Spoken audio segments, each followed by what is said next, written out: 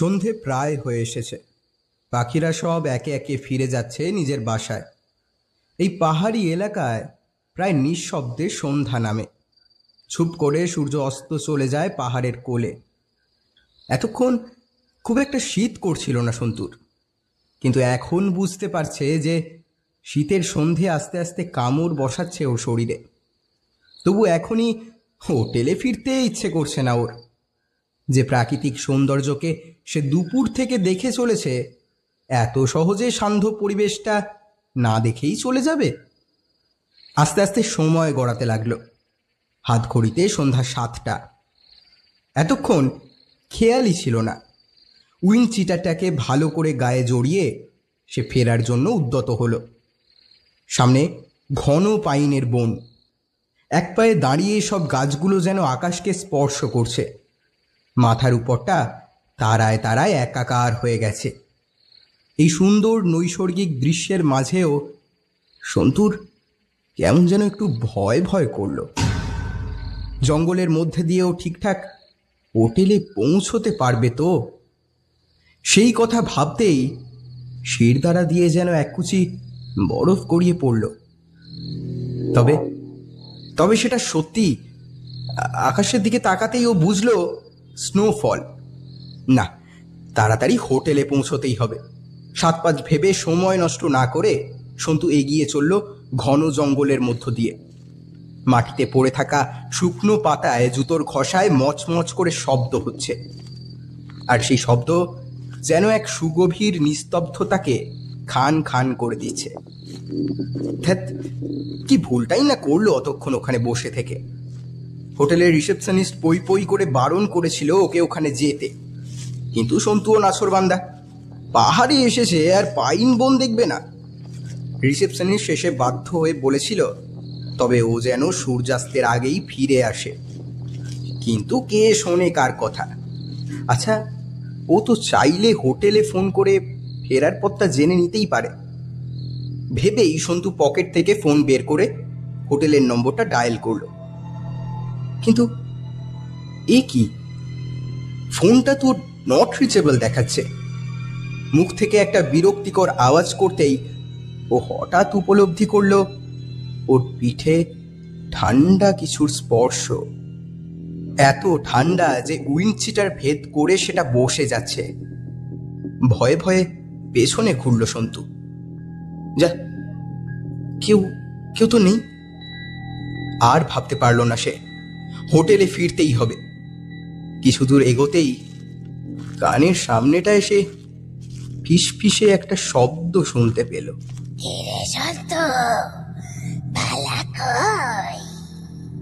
প্রচন্ড ভয় পেয়ে গেল সন্তু। গলার কাছটায় ব্যথা করতে শুরু করেছে। জিভ যেন টাগরার কাছে লেগে গিয়েছে। বুকটা হাঁপড়ের মতো ওঠানামা করছে। তাও কোনোভাবে সাহস এনে সে বলল, কে?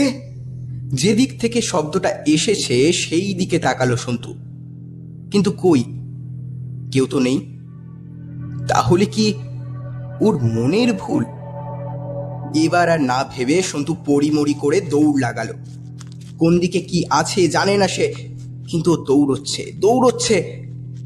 হঠাৎ দূর থেকে একটা গাড়ির হেডলাইটের আলো চোখে পড়তে লাগলো। গাড়িটা সামনেই আসছে, তাই দেখে আরো জোরে দৌড় দিল সন্তু। কিন্তু এ কি, ও কিছুতেই আলোটার কাছে পৌঁছতে পারছে না। হঠাৎই আবার পেছন থেকে একটা খনখনে আওয়াজ ভেসে এলো।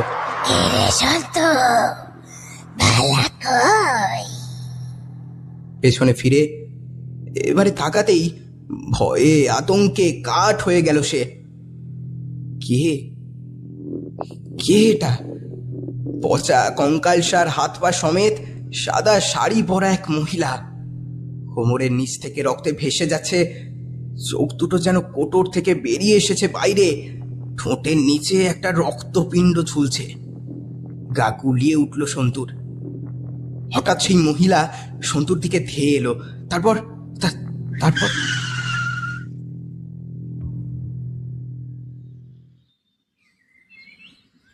ঘুম থেকে ধরফর করে জেগে উঠল সন্তর্পণ। আর সহ্য করা যায় না, এই নিয়ে টানা 4 দিন হলো ওই বিচ্ছিরি স্বপ্নটা দেখছে।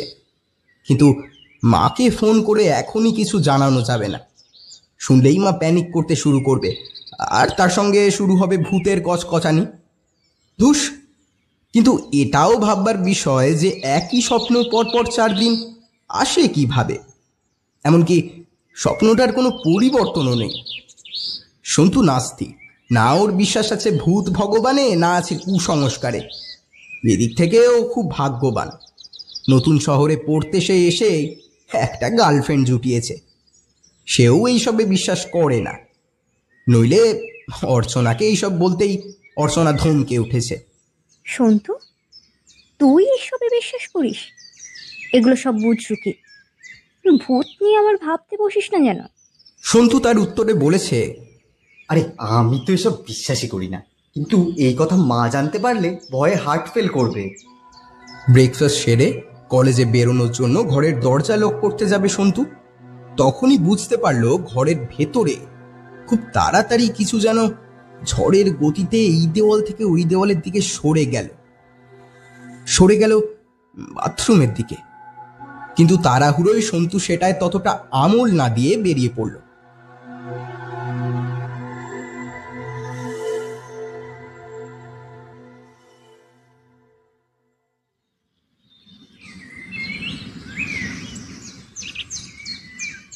বোন, এই জায়গাটা একটু ভালো করে পরিষ্কার করে দিস তো, আর মাকে বলিস আমার জন্য যেন দুটো গামছা নিয়ে আসে।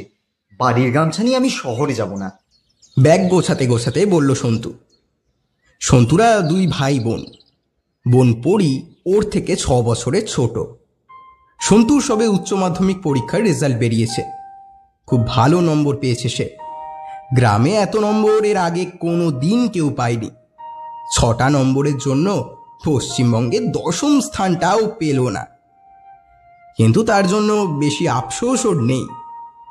ওদের এই বটপুরি গ্রামটা পুরুলিয়ার একদম ভেতরে, শহরের সঙ্গে কানেকশনটা তো মোটেই ভালো না। তাই ভালো কলেজে পড়তে গেলে গ্রাম ছাড়তেই হবে। বাবা ছিলেন গ্রামের ব্রাহ্মণ পণ্ডিত, আবার মাস্টার মশাই। ছেলের নাম রেখেছিলেন সন্তর্পণ। আর 5টা ছেলের নামের মতন না। দুর্ভাগ্যবশত বছর 5 আগে ওর বাবা মারা যান অসুখে। কিন্তু ও দেখেছে মাকে বাবার মৃত্যু সম্পর্কে কিছু জিজ্ঞেস করলেই সেটা কেমন যেন এড়িয়ে যায় মা। তারপর থেকে সন্তুই মা আর বোনের খেয়াল রাখে। ঠাকুর দেবতায় কোনো কালেই বিশ্বাস নেই ওর, শুধুই আছে আত্মবিশ্বাস।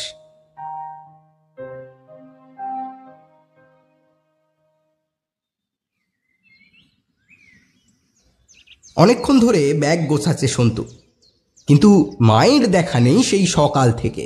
এই বোন, মা কোথায় গেল রে? মা তো সেই কখন ভোরবেলায় স্নান করে বেরিয়েছে, কোথায় আর যাবে? দেখবে হয়তো মা চণ্ডীর মন্দিরে হত্যে দিয়ে পড়ে আছে পুজো দেওয়ার জন্য।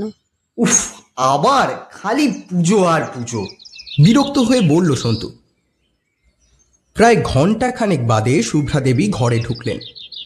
শুভ্রা দেবী সন্তু আর পরীর মা। তিনি ঘরে ঢোকা মাত্রই ডাকতে থাকলেন সন্তুকে, সন্তু, সন্তু, বাপরে কোথায় গেলি সন্তু? আসছি বলে বাগান থেকে ঘরে এলো সন্তু। প্রতি শীতে 2 ভাই বোন মিলে বাগানে প্রচুর ফুল গাছ লাগায়, সেগুলোতেই এতক্ষণ ধরে জল দিচ্ছিল সে। দে বাপ, এই ডান হাতখানা দে দেখি। হ্যাঁ, ডান হাতখানা দে। এই বালাখানা পরে নে। বালা? বিরক্তিতে মুখটা কুঁচকে গেল ওর। না না, আমি ওসব পড়বো না, খুব বাজে লাগে দেখতে ওসব পড়লে। শুভ্রা দেবীর মাথায় যেন বাজ পড়ল। বিড়বিড় করে বলে উঠলেন, ক্ষমা করো চণ্ডীমা, ক্ষমা করো, ছেলে মানুষ, ক্ষমা করো চণ্ডীমা। রাগের ভঙ্গিতে চোখ বড় বড় হয়ে গেল তার। ক্ষুব্ধভাবে ছেলের দিকে তাকিয়ে তিনি বললেন, দেখো বাপ, বড় হইয়েছ, কাল বাইরে পড়তে যাচ্ছ, বাইরে গিয়ে যা খুশি করো। হ্যাঁ, যা খুশি করো, কিন্তু এই বালাখানা মায়ের পা শোয়ানো। বটপুরি গাঁয়ের পুরুষেরা গায়ের বাইরে বেরোলে পর মায়ের পা শোয়ানো এমন ধারা বালা পরে তবেই বেরোয়। হ্যাঁ, নইলে মাঝপথে থেমে গেলেন শুভ্রা দেবী। ভয়ে যেন মুখখানা কালো হয়ে গিয়েছে। আতঙ্কে শিউরে উঠেছেন তিনি। সন্তু জিজ্ঞেস করলো, নইলে কি মা? নইলে খনা ভর করবে। ভয়ে ভয়ে অস্ফুটে কথাটা বললেন শুভ্রা দেবী। খনা? খনাকে? এই গাঁয়ের পিশাচ, অপদেবতা। একবার ও লোক মারতে শুরু করলে ওকে আর থামানো যাবে না রে। তাই আমার কথা শোন বাপ, পড়ি নে এটা, কথা শোন। উফ, কিভাবে এদের মন থেকে যে এই কুসংস্কার দূর করব কে জানে। মনে মনে ভাবলো সন্তু। আচ্ছা দাও, পড়িয়ে দাও। ঠিক করলো মায়ের মন রাখতে এখন এটা পড়লেও শহরে গিয়েই এটা খুলে ফেলবে সে। শুভ্রা দেবী হাসি মুখে বালাটা পরিয়ে দিলেন ছেলের হাতে।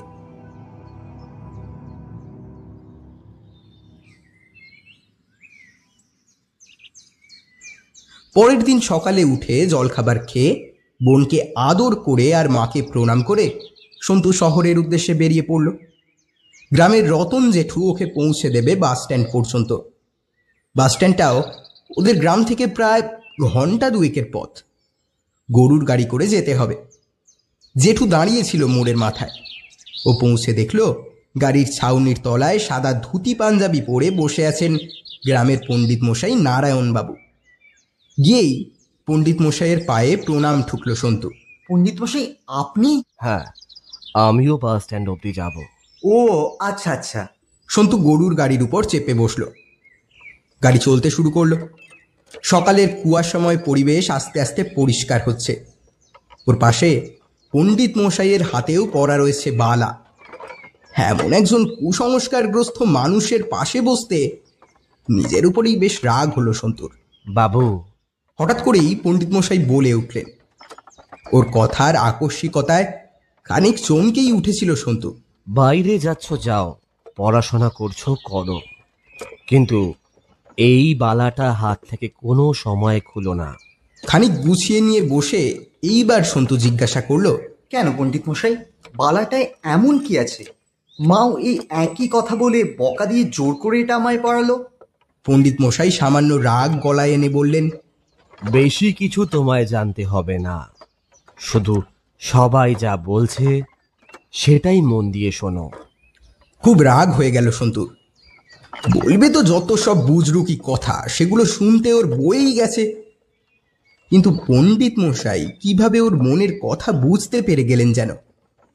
হঠাৎ করেই বলে উঠলেন, রাগ করিস না বাপ, তিন কাল গিয়ে এককালে ঠেকলো। শুধু এই বালা না পড়ার জন্য গায়ের কত মানুষকে যে প্রাণ হারাতে দেখলাম। এমনকি তাদের শ্রাদ্ধ শান্তিটাও আমিই করেছি। চাই না ওই ভুল আর কেউ করুক। তাই বলি, পড়ে থাকিস বালাটা সব সময়।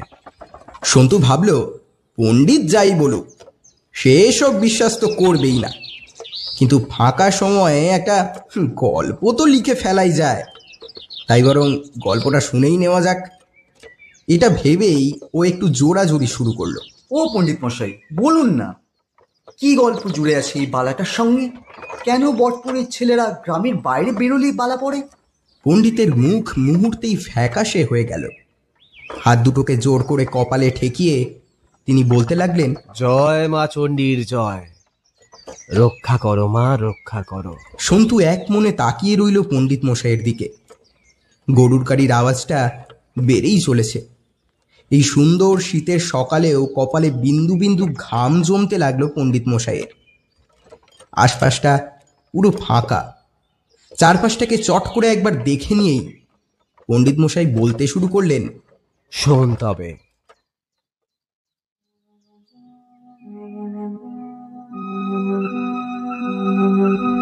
পণ্ডিত মশাই যা বললেন তা অনেকটা এই রকম। আজ থেকে প্রায় কয়েকশো বছর আগের কথা। গ্রামে তখনও কোনো বিদ্যুৎ আসেনি। এক অনাবিল সবুজ রং ছিল চারপাশে। মেঠো রাস্তা দিয়েছিল মানুষের আনাগোনা। পাখির কলকাকলিতে সবসময় বটপুরীর আকাশ বাতাস মুখর হয়ে থাকত। তখন আজকের মতোই মূল শহরের সঙ্গে যোগাযোগ এতটা ভালো ছিল না, তাও মানুষের মনে শান্তি ছিল। গোয়াল ভরা গরু বাছুর ছিল, কিন্তু সেই অনাবিল আনন্দ খুব বেশি দিন টেকেনি। বটপুরি গ্রামের দক্ষিণ প্রান্তে একটা বাড়ি ছিল। সেখানে থাকতেন এই গ্রামের তখনকার এক পণ্ডিত মশাই, মঙ্গল পণ্ডিত। তার স্ত্রী যখন দ্বিতীয়বারের জন্য গর্ভবতী হয়ে পড়লেন, পণ্ডিত মশাই তাকে বাপের বাড়িতে রেখে আসেন। তখন পণ্ডিত মশাই বাড়িতে তার মেয়ে খনার সঙ্গে একা। খনা তখন পড়াশোনা করছে, বুঝতে শিখেছে। পণ্ডিত মশাইয়ের খুবই ইচ্ছে মেয়েকে পড়াশোনা করাবেন। গাঁয়ের এক দুজন মেয়েই তখন পড়ার সুযোগ পেত। খনা একদিকে যেমন বাড়ির সব কাজ করত, অন্যদিকে পড়াশোনাটাও করত খুব মন দিয়ে।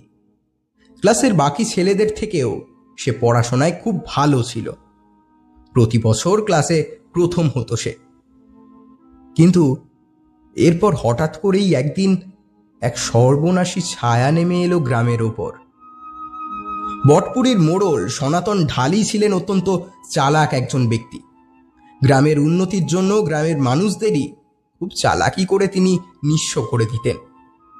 তার ছেলে সুধীর ঢালি ছিল একজন অশিক্ষিত বর্বর। বয়স তখন সবে 22, কিন্তু তার খিদে আকাশ ছোঁয়া।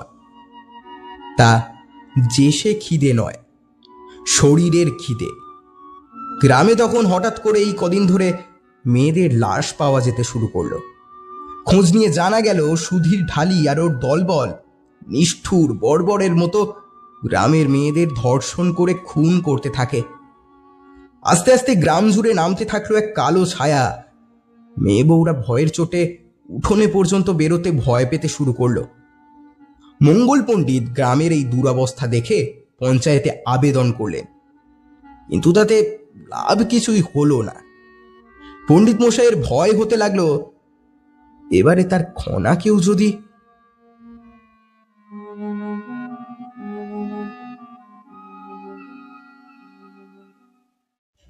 গরমকালের দুপুর, ভ্যাপসা গরমে ঘরে টেকা দেয়।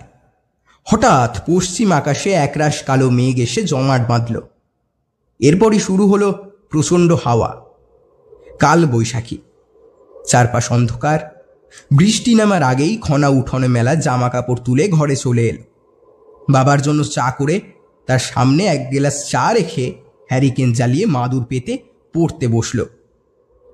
এমন সময় হঠাৎ দরজায় শব্দ হলো কড়া নাড়বার।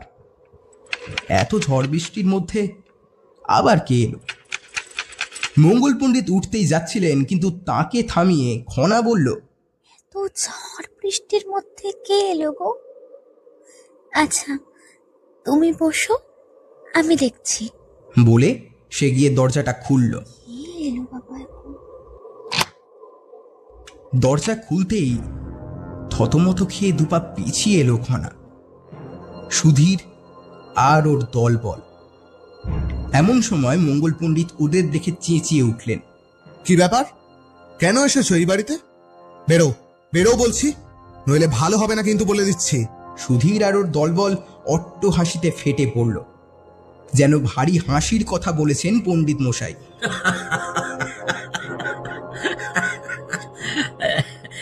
কেন রে পণ্ডিত? ভেবেছিলাম তোর সঙ্গে ভালো করে কথা কইব। হ্যাঁ, তোর মেয়েটাকে দেখে রাখবো, কিন্তু কিন্তু তুই মনে হয় তা চাস না। মানে কি বলতে চাইছো কি তোমরা? না মানে কি দরকার ছিল বল দেখিনি? হ্যাঁ, পঞ্চায়েতে না লিস্ট ঠুকতে গেলি কেন? গর্জে উঠলেন মঙ্গল পণ্ডিত। মেয়েগুলোকে এভাবে মেরে ফেলছো, ওদের পরিবারের কথা একটু ভাবছো না? তা আমি কি করবো, সেটা তো আমার ব্যাপার, তাই না বুড়ো? শান্ত স্বরে বলল সুধীর। এই বিল্টু, বাপি, ছোটু, এই সবাই মিলে ধরতো বুড়োটাকে। দলের লিডারের নির্দেশ পাওয়া মাত্রই পণ্ডিতকে চেপে ধরে জানলার সঙ্গে হাত দুটো বেঁধে দিল ওরা। হাজার ছটফটানি, অনুনয় বিনয়, কিচ্ছু শুনল না কেউ।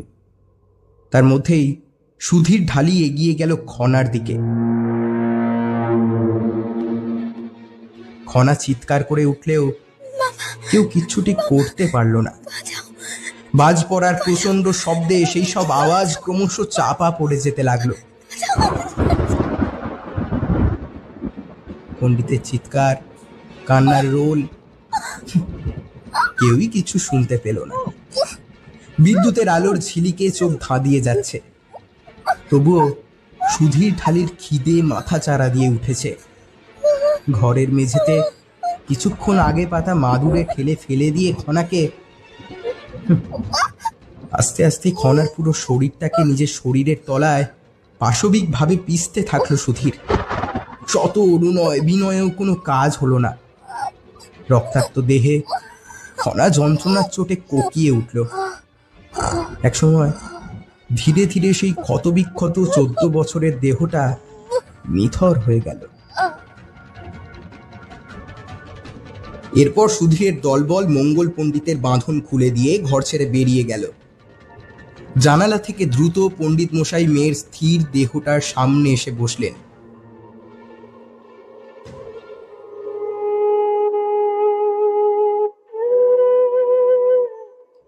কি অবস্থা করেছে মেয়েটার!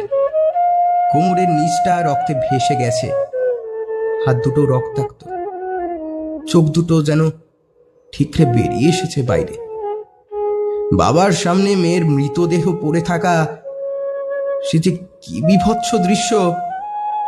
মেয়ের নিথর দেহটাকে কোলে তুলে নিয়ে বাইরে বেরিয়ে গেলেন পণ্ডিত মশাই। এই তুমুল ঝড়ে মেয়েটার দেহটাকে নিয়ে বাড়ি বাড়ি দোরগোড়ায় ভিক্ষা চাইতে লাগলেন সাহায্যের আশায়। এমনিতে গ্রামের লোকজন মঙ্গল পণ্ডিতকে মান্য করে চললেও এই দুঃসময়ে তিনি একটা মানুষকেও পাশে পেলেন না। মহিলারা না হয় পারলেন না, কিন্তু গ্রামের পুরুষেরা, তারা কি পারতেন না এই বৃদ্ধকে সাহায্য করতে? শেষমেশ আর দৌড়তে না পেরে তিনি মাটিতেই বসে পড়লেন। মেয়ের নিথর ক্ষতবিক্ষত শরীরটাকে মাটিতে রেখে ডুকরে কেঁদে উঠলেন। কিন্তু হায়, এই অঝোর বৃষ্টির ধারায় তার কান্নাও যেন ধুয়ে যেতে লাগলো। প্রকৃতি বাদে আর কেউ সাক্ষীটি রইল না এক অসহায় পিতার সন্তান বিয়োগের। শেষে আস্তে আস্তে উঠে তিনি মাচণ্ডীর মন্দিরে এলেন। মেয়ের মৃতদেহটা কুলে চিত হয়ে পড়ে মায়ের বিগ্রহের সামনে মেয়ের ক্ষতবিক্ষত দেহটা নামিয়ে তিনি চিৎকার করে উঠলেন, মা, আমি নিজে দু হাতে তোর পুজো দিয়ে এসেছি, এতকাল তোর সেবা করেছি। গ্রামের সবাই তোকে ভক্তি করে, পুজো করে, কিন্তু তার বিনিময়ে কি দিলি তুই? গ্রামের অসহায় মেয়েগুলোর মৃত্যু। আমার নিজের মেয়েটার মৃত্যু। সত্যের জন্য লড়াই করতে গিয়ে শেষে আবার এই দান দিতে হলো। তবে শোন, তোর সামনে দাঁড়িয়ে এই কাল বৈশাখী আর আমার মৃত মেয়েটাকে সাক্ষী রেখে আমি অভিশাপ দিলাম, অভিশাপ, এই গ্রামের কোনো পুরুষ আর বাঁচবে না। খনার আত্মা ওদের বাঁচতে দেবে না। আজ একটা বেটা ছেলে এই দুঃসময় এগিয়ে আসেনি। মোড়লের পরিবার তো বটেই, এই গায়ের কোনো পুরুষকেই আমি বাঁচতে দেব না। আজ তোর পুজোয় নিজেকে উৎসর্গ করে এই পেলাম তো। শুনে রাখ, এই ব্রাহ্মণের অভিশাপে গায়ে মরক লাগবে, মরক।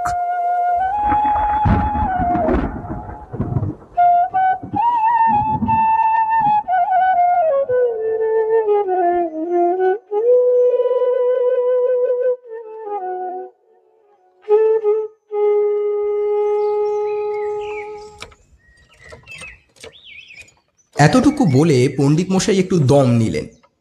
সন্তুর কাছে জলের বোতল ছিল, সেই বোতলের প্রায় অর্ধেকটা জল ঢকঢক করে গলায় ঢেলে গলাটা তিনি ভিজিয়ে নিলেন। সন্তু এক মনে শুনছিল সবটা, আর শিহরিত হচ্ছিল মুহুর্মুহ। কতটা বিশ্বাস করছিল কে জানে, তবে এমন পৈশাচিক নিষ্ঠুরতায় ওর মাথায় আগুন জ্বলতে লাগলো। গল্প লিখতে শুরু করলে জমবে বেশ, এই ভেবে কৌতূহল সামলাতে না পেরে সে পণ্ডিত মশাইকে জিজ্ঞাসা করলো, তারপর তারপর কি হলো? এই ঘটনার সঙ্গে হাতে বালা পড়ার সম্পর্কটাই বা কি পণ্ডিত মশাই? পণ্ডিত মশাই একটু শ্বাস নিয়ে বললেন, দাঁড়া দাঁড়া বাপ, বলছি। একটু ভালো করে দম নিয়ে পৈতেটাকে ঠিক করে মা চণ্ডীকে স্মরণ করে উনি যেই বলতে যাবেন তখনই গাড়ি চালক রতন বলে উঠল, বাবু, আমরা বাস স্ট্যান্ড পেরিয়ে যাচ্ছি, তোমরা নেমে যাও। অগত্যা মুখটা বেজার করে গাড়ি থেকে নেমে গেল সন্তু। পণ্ডিত মশাই নামলেন তারপর। সন্তুর কৌতূহল কিছুতেই মেটে না। ও বলে ওঠে, পণ্ডিত মশাই, পাখিটা কিভাবে শুনবো? কবে বলবেন? পণ্ডিত মশাই মুচকি হেসে বললেন, বাকিটা শুনতে হবে না, যা, এখনই বাস চলে আসবে। ভালো করে শহরে গিয়ে পড়াশোনা কর। কিন্তু সন্তু ছাড়বার পাত্র নয়, সে বলতেই থাকে, না না, আমি বাকিটা শুনবই। বলুন না কিভাবে হবে। আমার তো গ্রামে ফিরতে ঢের দেরি এখনো। সন্তুর এত কৌতূহল দেখে পণ্ডিত মশাই নিজের ফোন নম্বরটাই ওকে দিয়ে দিলেন। বললেন, আমার নম্বরটা রাখ বাপ, কোনো দরকার হলে ফোন করিস। আর এমনিতেই আমায় কয়েকদিন পরেই শহরে যেতে হবে, তখন না হয় দেখা করিস। নম্বরটা নিয়ে সন্তু পণ্ডিত মশাইয়ের পায়ে প্রণাম ঠুকে উল্টো দিক থেকে আসা বাসে উঠে পড়ল। আর পণ্ডিত মশাই অন্য বাস ধরবেন বলে স্ট্যান্ডের টুলে গিয়ে বসলেন।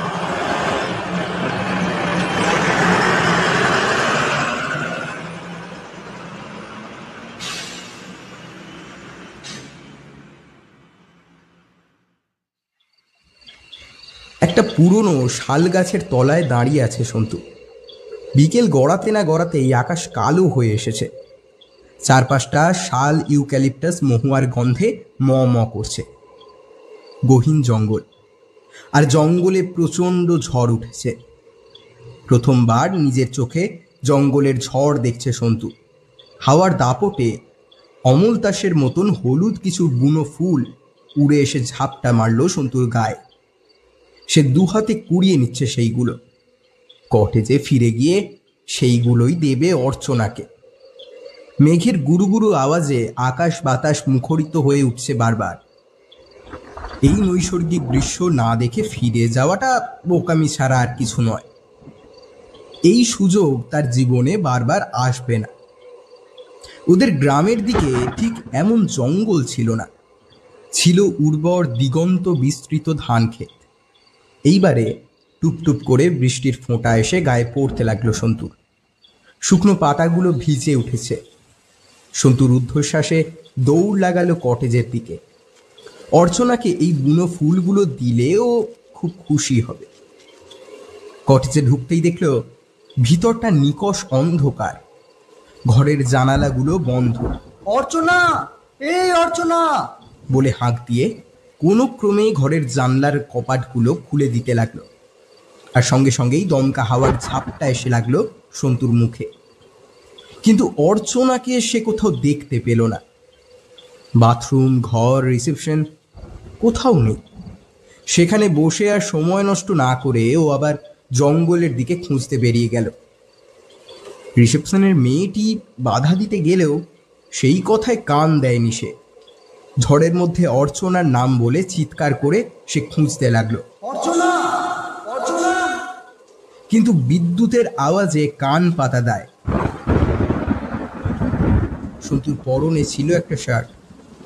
হঠাৎ সে শার্ট ভেদ করে পিঠে একটা হিমশীতল ভাব অনুভব করলো। কিছু ভেবে পেল না, পড়িমড়ি করে দৌড়তে লাগলো। দৌড়চ্ছে। হঠাৎ ঝড়ের দাপটের আওয়াজ ছাপিয়ে কানে এলো একটা ফিস ফিস শব্দ।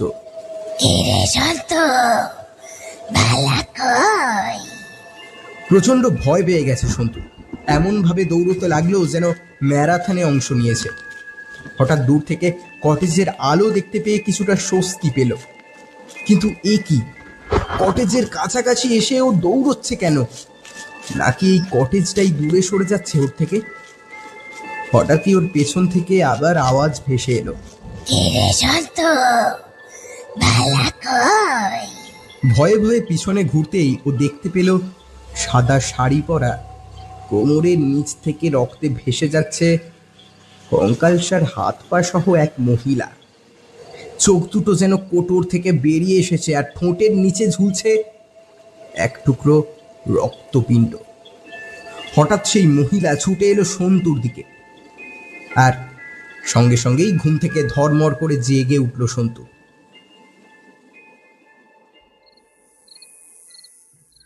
আর পারছে না, এভাবে হয় নাকি? সেই এক ভূতের স্বপ্ন। তবে কি এবারও এসবে বিশ্বাস করতে শুরু করলো? একবার পাহাড়, একবার জঙ্গল, এটা হচ্ছেটা কি? না, এসব এবার বাড়াবাড়ি হয়ে যাচ্ছে। যেদিন থেকে হাতের বালাটা সে খুলল, সেদিন থেকেই এসব আজগুবি স্বপ্ন সে দেখতে শুরু করেছে। অর্চনা একরকম জোর করেই ওর হাত থেকে বালাটা খুলিয়ে নিয়েছে। যদিও সন্তুর কোনো দিনই ওইসব ছাইপাশ পড়ার ইচ্ছা ছিল না, তবু এসব কি হচ্ছে ওর সঙ্গে?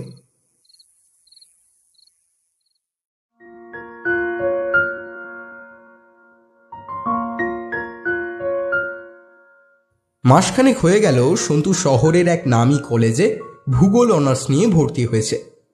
ভাবা যায়, এক গ্রামের সাদাসিধে ছেলে কলেজে গিয়ে অর্চনা বলে একটা শহরের মেয়ের সঙ্গে বিশেষ বন্ধুত্বে আচ্ছন্ন হয়েছে। বন্ধুত্বের এই প্রস্তাবটা অর্চনার দিক থেকেই প্রথম আসে। সন্তু আসলে প্র্যাকটিক্যালে তুখোড়, সবাইকে সাহায্য করে। তবে যেদিনও প্রথম অর্চনাকে দেখতে পায়, সেই দিনই মনের ভিতর কেমন একটা আলাদা অনুভূতি তৈরি হয়। এত সুন্দর মেয়েকে ভগবান হয়তো খুব যত্ন করে তৈরি করেন। ফর্সা রঙের দেহে একটা হালকা হলুদ সালোয়ার কামিজে ওকে যেন অপরূপ দেখাচ্ছিল সেদিন। সন্তু খেয়াল করছিল, সারাটা দিন ক্লাসের ফাঁকে অর্চনা ওর হাবভাব খেয়াল করে। মাঝে একদিন ব্রেক টাইমে অর্চনা নিজে এসে সন্তুকে বলে, সন্তর্পণ, আমায় প্র্যাকটিক্যালের কয়েকটা সমস্যা একটু সাহায্য করবি রে, কলেজ শেষে কোনো এক সময়। সন্তুর মনে হচ্ছিল আশপাশের পরিবেশটা যেন পাল্টে যাচ্ছে। চন্দনের এক মিষ্ট ঘ্রাণে ওর স্নায়ু যেন অবশ হয়ে যাচ্ছিল। কোন পারফিউম মাখে এসে জিজ্ঞেস করবে ভেবেও নিজেকে সামলে নিল সন্তু। তোতলাতে লাগলো, হ্যাঁ হ্যাঁ, কেন করব না? কিন্তু আমি তো হোস্টেলে থাকি, কিভাবে শেখাবো?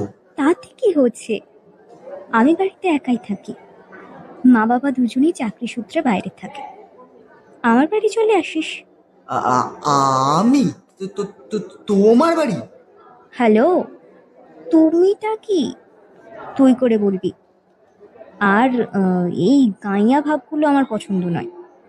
তোর ফোন নাম্বার আছে আমার কাছে, আমি লোকেশন টেক্সট করে দেব, চুপচাপ আসবি। বলে অর্চনা ক্লাস থেকে বেরিয়ে গেল। এভাবে ক্রমশ সন্তু আর অর্চনার বাড়িতে পড়াশোনা, তার সাথে ঠাট্টা ইয়ার্কি করে ঘনিষ্ঠ হতে লাগলো। বন্ধুত্ব পরিণত হলো প্রেমে।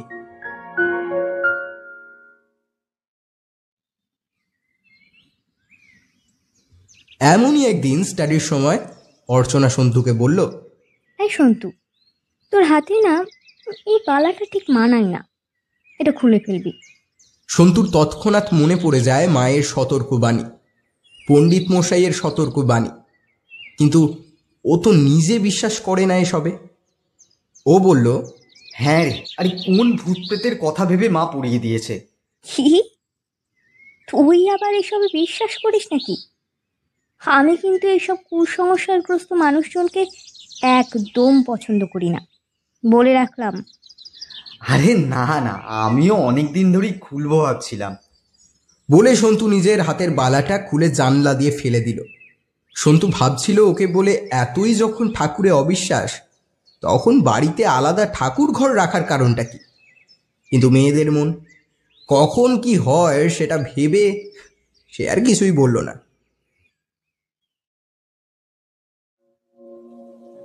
তারপর থেকে আজ প্রায় 1 সপ্তাহ হতে চলল এই একই স্বপ্নটা দেখছে সন্তু। ঘুমটা আজ একেবারে মাঝরাতে ভাঙতে হলো। ঘড়িতে রাত 3টে। বিছানা থেকে নেমে সে বারান্দায় এলো, সঙ্গে একটা বোতল থেকে খানিকটা জল গলায় ঢাললো সন্তু। বাইরে প্রচণ্ড বৃষ্টি হচ্ছে, অসময়ের বৃষ্টি, সঙ্গে দমকা হাওয়া। হাওয়ার ঝাপটায় ওর প্রাণটা যেন জুড়িয়ে গেল। বারান্দার রেলিং ধরে দাঁড়িয়েছিল সে। হোস্টেলের সবাই তখন নিদ্রামগ্ন। ওদের বড় হোস্টেলটার এক রুমে দুজন করে থাকে। ও রুমমেট আজ প্রায় সপ্তাহ দুয়েক হলো বাড়ি গেছে, কবে আসবে কে জানে। এই ভেবে বারান্দা ছেড়ে সে ঘরে ঢুকতে যাবে, এমন সময় বিদ্যুতের আলোতে সে দেখতে পেল একটা ছায়ামূর্তি যেন লম্বা বারান্দার এক প্রান্ত থেকে অন্য প্রান্তে সরে গেল। না, এতটা চোখের ভুল তো সন্তুর হতে পারে না। ভয়ে ভয়ে ঘরে ঢুকে ছিটকিনি তুলে দিল সে। শহরে পড়াশোনা করতে এসে এ কি শুরু হলো তার সঙ্গে? যাই হোক, কাল সকালে একবার পণ্ডিত মশাইয়ের সঙ্গে ফোনে কথা বলতেই হবে। সে বিশ্বাস করতে না চাইলেও বুঝতে পারছে যে ওই বালাটার সঙ্গে নিশ্চয়ই এই স্বপ্নের কোনো কানেকশন তো আছে। তারপর ঘরের দরজা জানলা সমস্ত কিছু ঠিকঠাকভাবে বন্ধ করে গায়ে একটা কাঁথা চাপা দিয়ে চোখ বন্ধ করে ঘুমানোর চেষ্টা করলো সন্তু।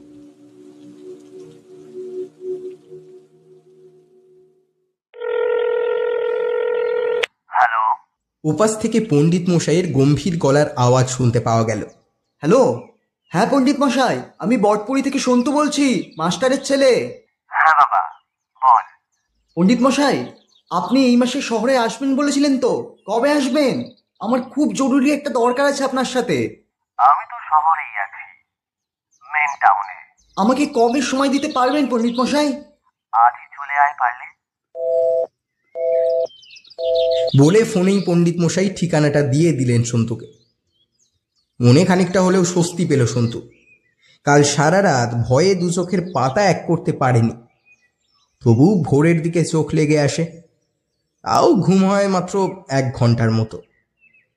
ঘুম থেকে উঠে ব্রাশ করেই পণ্ডিত মশাইকে ফোন করেও। ওদের বটপুরিতে সবার ঘুম থেকে তাড়াতাড়ি ওঠার স্বভাব আছে। চা খেতে খেতে হঠাৎ করে মাথায় একটা জিনিস উদয় হলো সন্তু। আচ্ছা, বালাটা না পড়ে গেলে পণ্ডিত মশাই তো রাগারাগি করবেন। এবার সে কি করবে? এদিকে ওই বালাটা মন্ত্রপুত। কিছু ভাবতে না পেরে সন্তু ফোন করলো অর্চনাকে।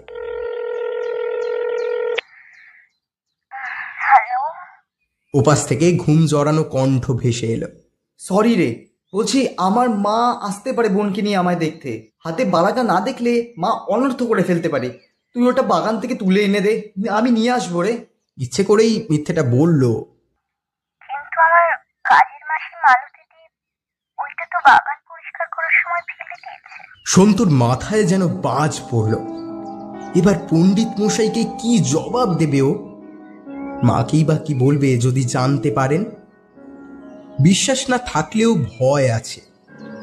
মাথাটা খারাপ হয়ে যাচ্ছে ওর। ফোনটা কেটে দিল। মাথার দুপাশের রগটা টিপে খাটে বসে পড়ল। কিন্তু যে করেই হোক ওকে একটা উপায় তো বের করতেই হবে। শেষে বাধ্য হয়ে বাজারের একটা দোকান থেকে 10 টাকার একটা স্টিলের বালা কিনে সেটা হাতে গলিয়ে নিল সন্তু।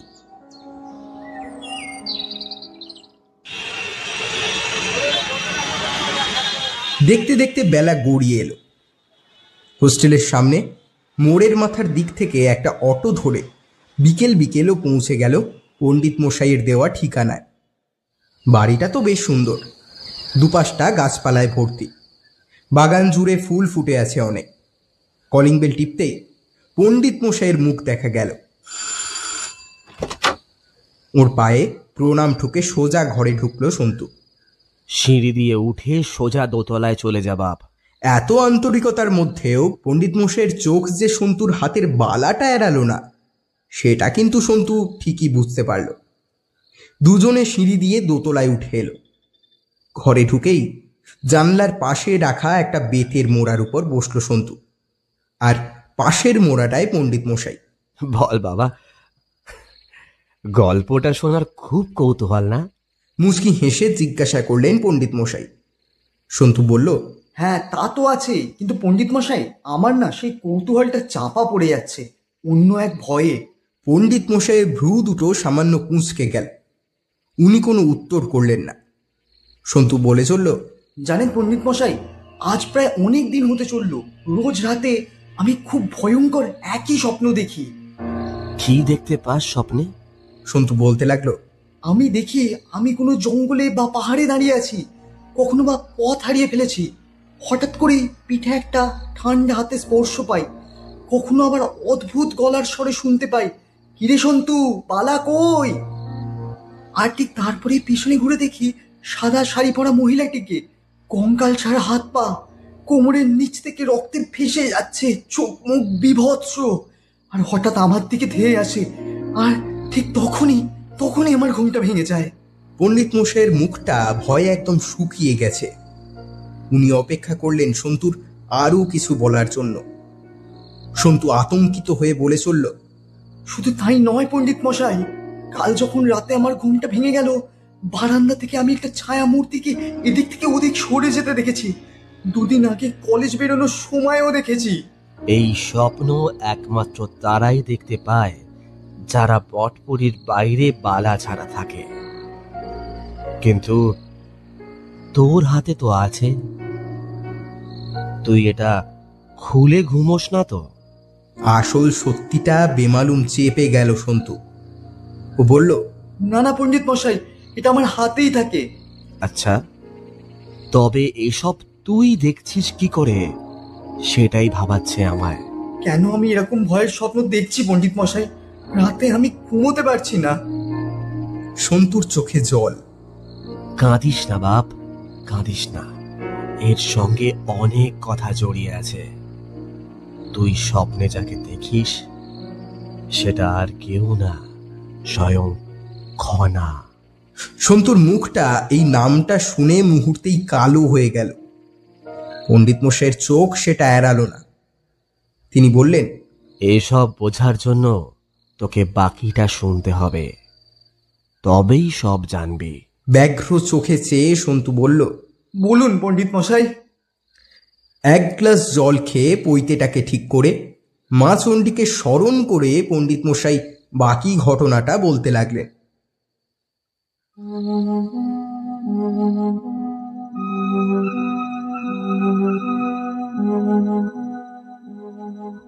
ওই ঘটনার পরে মঙ্গল পণ্ডিত মেয়ের মৃত্যু শোকে গলায় দড়ি দিয়ে আত্মহত্যা করেছিলেন। খনার মৃত্যুর পর তিনি মাত্র কয়েক মাসই বেঁচেছিলেন। ততদিনে খনার মামার বাড়িতে ওর মায়ের প্রসব সম্পন্ন হয়েছিল। একটা ফুটফুটে ছেলের জন্ম দিয়েছিলেন খনার মা। কিন্তু হায়, খনার সুযোগ পেল না নিজের ভাইকে দেখার। খনার মৃত্যুর খবর গ্রামে গ্রামে ঘুরতে লাগলো। খনার মা অত্যন্ত শোকাহত হয়েছিলেন। মেয়ের মৃত্যুতে তিনি পাথর হয়ে গিয়েছিলেন। চোখ থেকে এক ফোঁটা জল গড়ায়নি তার। হঠাৎই যেন মহিলার ওপর নেমে এলো এক কালো ছায়া। এই ছায়া শুধু খনাদের বাড়িতেই সীমাবদ্ধ থাকলো না, আস্তে আস্তে গোটা গ্রামটাই চলে গেল সেই ভয়ঙ্কর ছায়ার গ্রাসে। মঙ্গল পণ্ডিতের অভিশাপ কয়েক মাস যেতে না যেতেই কার্যকরী হয়ে উঠল। মৃত্যু। খনার আত্মা তখন আগ্রাসী হয়ে উঠেছে। সবার প্রথম মৃত্যুবরণ করল সেই নিষ্ঠুর সুধীর ঢালি। সুধীর ওর চেলাগুলোর সঙ্গে মদ্যপান করে ঘরে ফিরেছে। জানালাটা খোলা রেখেই বিছানায় শুয়েছিল সে। হঠাৎ করেই জানলার বাইরেও দেখতে পেল সাদা শাড়ি পরা এক মহিলা জানালার দিকে পিঠ করে দাঁড়িয়ে আছে, মাথাটা সামান্য নিচু। কিন্তু কে এই মহিলা? এত রাতে এখানে দাঁড়িয়ে আছেই বা কেন? খালি গায়েই ও বিছানা ছেড়ে উঠল। মহিলাটিকে সাহায্য করার জন্য? না না, একদমই নয়। মহিলাটির খোলা পিঠ আর কোমরটাই ওকে আকর্ষণ করছিল। আর সেই লোভেই দরজাটা খুলেই বাইরে বেরিয়ে সুধীর দেখল ওই মহিলা এখনো ওখানেই দাঁড়িয়ে আছে। টলতে টলতে কোনো মতে মহিলার কাছে আসতেই চারপাশটা চন্দনের মিষ্টি সুবাসে ভরে উঠল। পুরোপুরি সম্মোহিত হয়ে গিয়েছিল সুধীর। মহিলাটি এগোতে শুরু করলো। সুধীরের ভিতরের খিদেটা যেন চাগার দিয়ে উঠল। ধীরে ধীরে এসে পৌঁছলো ধান ক্ষেতের সামনে। সুধীর আর অপেক্ষা করতে না পেরে মহিলার কাঁধটা স্পর্শ করল, আর সঙ্গে সঙ্গে কেঁপে উঠল। মনে হলো যেন বরফের উপর হাত রেখেছে। একটু ভয় করতে লাগলো ওর। কিন্তু কথায় আছে না, জাতে মাতাল কিন্তু তালে ঠিক। ও জিজ্ঞেস করলো ওর কাঁপা কাঁপা গলায়, কে? পেছনের ঘর? এইবারে ওই মহিলা নিজের তাগিদেই হোক আর সুধীর ঢালির কম্পিত আহ্বানেই হোক পিছনে ঘুরলে। ঘুরতেই সুধীরের মনে হলো ওর পায়ের তলা থেকে মাটিটা বোধহয় কেউ সরিয়ে নিয়েছে। মাথাটা বনবন করে ঘুরছে, তাও কোনোভাবে সাহস এনে বলার চেষ্টা করলো, তুই? তোকে তো আমি... আমাকে তো কি তুই কি ধর্ষণ করে খুন করেছিলি, তাই না? এইটুকু বলতে এত কেঁপে ওঠে? ছুরির মতো তীক্ষ্ণ গলায় বলে উঠল খনা। সাদা শাড়িতে তার এই অতি প্রাকৃত অস্তিত্ব এক মহিলার মতন, কিন্তু সুধীর এত বুঝতে পারছে না। ও দৌড়ানোর আপ্রাণ চেষ্টা করছে, কিন্তু ওর পা দুটোকে কেউ যেন পেরেক দিয়ে মাটির সাথে গেঁথে দিয়েছে। এইবারে ওর সামনে থাকা খনার চেহারাটা আস্তে আস্তে পাল্টাতে শুরু করলো। চামড়াগুলো খসে খসে পড়তে লাগলো। দেখতে দেখতে হাত পা সব কঙ্কালসার হতে লাগলো। মুখটা হয়ে গেল কদাকার, আর ঠোঁটের নিচে এক রক্তকুণ্ড। মুখের থেকে লালা ঝরছে অনবরত। সুধীরের মনে হলো ও এক্ষুনি হার্ট ফেল করবে, কিন্তু ও পুরোটা মনেও করতে পারলো না। নিমিষের মধ্যে খনা ওর দিকে ধেয়ে এসে নিজের ধারালো কঙ্কালসার হাতটা দিয়ে ওর মুন্ডুটা ধর থেকে আলাদা করে দিল। ফিনকি দিয়ে ওঠা রক্তটুকু মাখিয়ে নিল সারা শরীরে। তারপর সেই মুন্ডুটাকে ধান ক্ষেতের পাশে মাটিতে বসিয়ে দিল সে, যাতে গ্রামবাসীরা দেখে বোঝে অভিশাপের হিসেব মেটাতে খনা ফিরে এসেছে।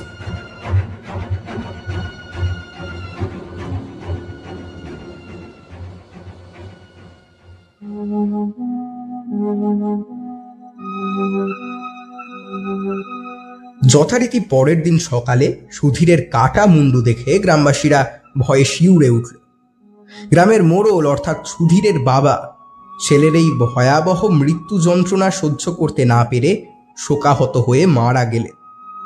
আস্তে আস্তে সুধীরের চেলারা এবং আরও কিছু গ্রামবাসী মারা যেতে লাগলো। ঠিক যেভাবে সুধীর মারা গিয়েছিল সেইভাবেই। মহিলারা তাদের স্বামী সন্তানদের বাড়ির বাইরে ছাড়তেই চাইছিল না, যদি আর না ফেরে। এই ভেবে গ্রামের মানুষেরা ভীত সন্ত্রস্ত হয়ে ওঠে। শেষে গ্রামের মহিলারা সকলে মিলে এক অমাবস্যার রাতে গ্রামের দক্ষিণ প্রান্তের মা চণ্ডীতলায় দেবতার শরণাপন্ন হন। সকলে মিলে মায়ের পায়ে মাথা ঠুকে ঘণ্টা কাঁসর বাজিয়ে আবেদন করতে থাকেন, মা তুই মোদের মরদগুলোরে বাঁচা মা, একে একে মরছে সবাই, তুই রক্ষে কর মা, রক্ষে কর।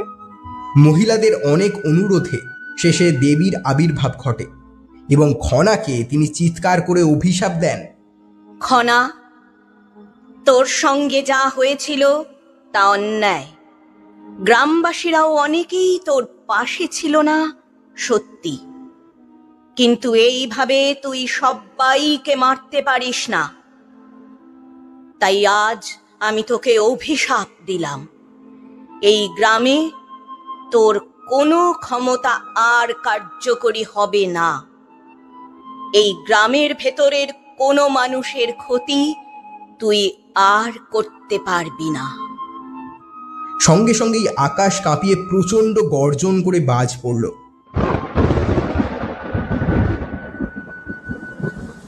মন্দিরের ঘণ্টাগুলো এক দমকা হাওয়ায় প্রবলভাবে নড়ে উঠল। মহিলারা একে অপরের মুখ চাওয়াচাই করতে লাগলো। তার মানে এতদিন ধরে হত্যাগুলো করছিল পণ্ডিত মশাইয়ের মেয়ে খনা। সুধীরের দ্বারা খনার ধর্ষিত হওয়ার ব্যাপারটা গ্রামের সবাই জানে, কিন্তু সত্যি তো মেয়েটার পাশে সেদিন কেউ দাঁড়ায়নি। এমন সময় ওই মন্দিরের আর এক পুরোহিত বৃষ্টির মধ্যেই মন্দিরের দিকেই আসছিলেন। এতজন মহিলাকে ভিড় করে থাকতে দেখে তাড়াতাড়ি তিনি মন্দিরে উঠে এলেন। মহিলাদের কান্না পুরোহিতকে দেখে আরো কয়েক গুণ বেড়ে গেল। পুরোহিত জিজ্ঞাসা করতেই একজন মহিলা সবটা শোনালেন। তারপর জিজ্ঞাসা করলেন, পুরোহিত মশাই, এবার তবে গ্রামের আর কোনো বেটা ছেলে মরবে না তো? পুরোহিত মশাই আস্তে আস্তে বললেন, মারে, তারা যদি এই গাঁয়ে থাকে তবে কোনো ক্ষতি হবে না, কিন্তু গায়ের বাইরে গেলে খনার কবলে পড়তেই পারে।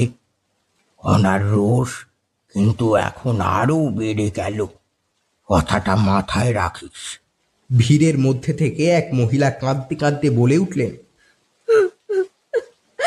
কিন্তু পুরোহিত মশাই, আমাদের মরদগুলোরে যে কাজের জন্য বাইরে যেতেই হবে। এই গায়ে তো কিছুই নেই, ওরা না বেরোলে সংসার চলবে কি করে? তাহলে তাহলে আমরা কি রক্ষে পাবো না? পুরোহিত মশাই বললেন, আছে আছে, আটকানোর একটা উপায় আছে, কিন্তু সেটা শুধুমাত্র প্রতিরোধ ক্ষমতা গড়ে রক্ষাই করতে পারবে, পুরোপুরি খনাকে শেষ করতে পারবে না। মহিলাদের মুখগুলো দেখে মনে হচ্ছিল যে তারা এতেই খুশি। কি কি উপায় পুরোহিত মশাই? বলুন বলুন না, কি উপায়? পুরোহিত মশাই কিছু সময়ের জন্য মায়ের বিগ্রহের পিছনে গিয়ে একটা লাল ঝোলা হাতে করে আবার বেরিয়ে এলেন। ঝোলাটা খুলে বললেন, মায়েরা আমার, শোন, এই ঝোলায় এগুলো কি দেখতে পাচ্ছিস? বালা, যে সে বালা নয় রে, মন্ত্রপুত মায়ের পা ছোয়ানো হাতের পালা। এ গা থেকে যখনই কোনো পুরুষ বাইরে বেরোবে তখনই যেন অবশ্যই এটা হাতে গলিয়ে নেয়। এটা যদি না পড়ে তাহলে তাহলে কিন্তু। মহিলাদের সকলের মুখ উজ্জ্বল হয়ে উঠল। তারা সকলে একবার মা চণ্ডীকে আর একবার পুরোহিত মশাইকে প্রণাম করে ধন্যবাদ জানিয়ে মন্দির থেকে বেরিয়ে গেল। কিন্তু তারা খেয়ালও করল না মন্দিরের বাইরে একটা ঝোপের আড়ালে ক্ষিপ্ত এক ছায়ামূর্তি সবটাই শুনছিল। মহিলাদের পায়ের আওয়াজ পাওয়া মাত্রই সে মিলিয়ে গেল আস্তে আস্তে। তারপর থেকে পুরুষেরা গাঁয়ের বাইরে বেরোলেই বালাটা হাতে পড়েই বেরোয়। মাঝে দু একবার এর অন্যথা হয়েছিল, আর খনা সেই সুযোগেই তাদের মেরে ফেলে। এই বছর 5 আগেও পুরোহিত মশাইয়ের প্রতিবেশী ভোলানাথ খনার হাতেই মারা গিয়েছিল। সন্তু এতক্ষণ এসব গোগ্রাসে গিলছিল। বোঝাই যাচ্ছে ও যার পরনাই বিস্মিত আর ভয়ার্ত। সবকিছু ধীরে ধীরে এসে বিশ্বাস করতে শুরু করেছে। দুরু দুরু বুকে ও প্রশ্ন করল পণ্ডিত মশাইকে, পণ্ডিত মশাই, খনাকে কি তবে কোনো দিনও শেষ করা যাবে না? পণ্ডিত মুচকি হেসে বললেন, তোর কোনো ভয় নেই বাপ, তুই হাতে তো বালা পড়েই আছিস, তোর কোনো ক্ষতি খনা করতে পারবে না। তবে তবে আর জেনে কি হবে? সন্তু একটা ঢোক গিলে বলল, না, তাও জানতে ইচ্ছা করছে। হ্যাঁ, তবে খনার থেকে বাঁচার একটা উপায় আছে, সেটা হলো খনার অভিশাপ তুলে নেওয়া, তার সামনাসামনি আসা। কিন্তু সেটা খুব কঠিন কাজ। সন্তুর মনে হলো কোথা থেকে যেন একটা বরফের কুচি ওর ঘাড় হয়ে শিরদাঁড়া বেয়ে নিচে নেমে গেল।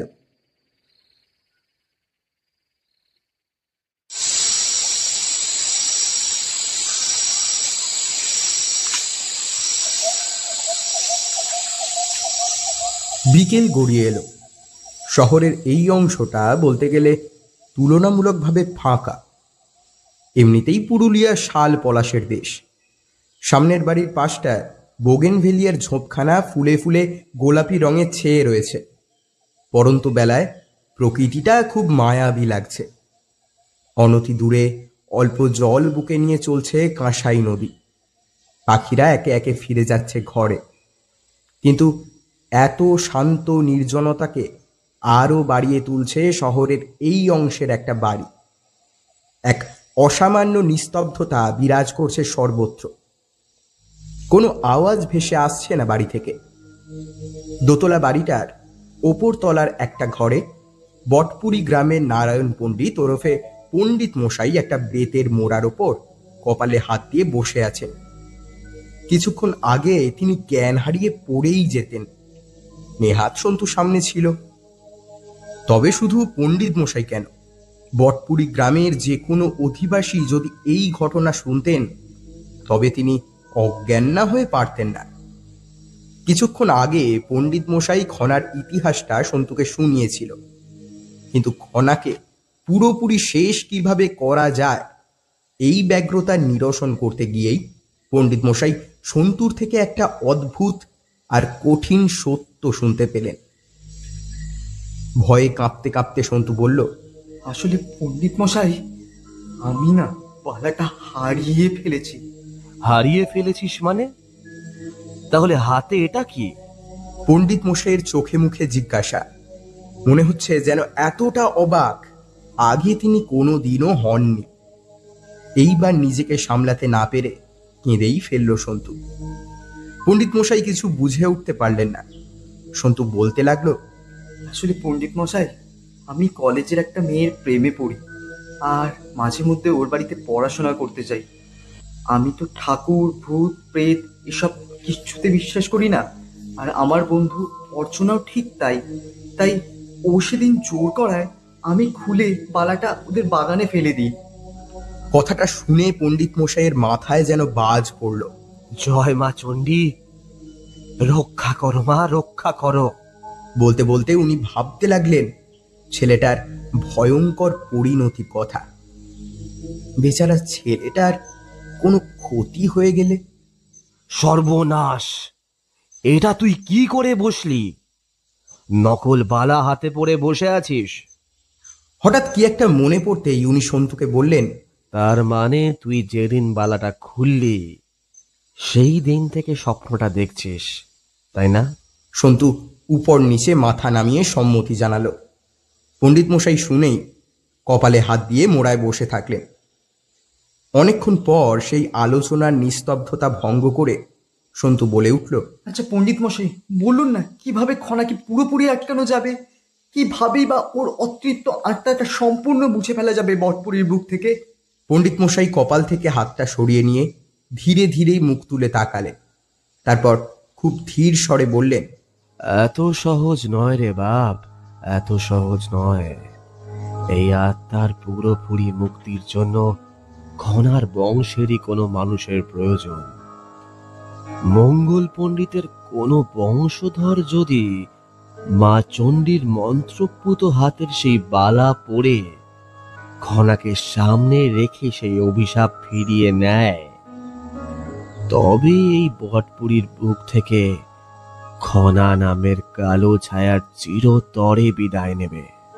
সন্তুর মুখ খানিকটা উজ্জ্বল হলো। সে বলল, তাহলে পণ্ডিত মশাই, আমরা সেই মানুষটিকে খুঁজে এনে কাজটা করিয়ে ফেলতেই তো পারি। পণ্ডিত একটা দীর্ঘশ্বাস ছাড়লেন, বললেন, এত সহজ রে বাপ? মঙ্গল পণ্ডিতের বংশধর কোথায় তা আমরা কেউই জানি না। আদৌ সে গ্রামে আছে কিনা কে জানে। থাকলেও সে কি অবস্থায় রয়েছে তাও জানা নেই। পণ্ডিত মশাইয়ের কথা শুনে সন্তুর মুখটা কালো হয়ে গেল। ঘড়ির দিকে তাকিয়ে পণ্ডিত বলে উঠলেন, রাত বাড়ার আগে ঘরে চলে যা সন্তু, দেরি করিস না। মুখটা নিচু করে ধীর পায়ে সদর দরজা দিয়ে বেরিয়ে এলো সন্তু।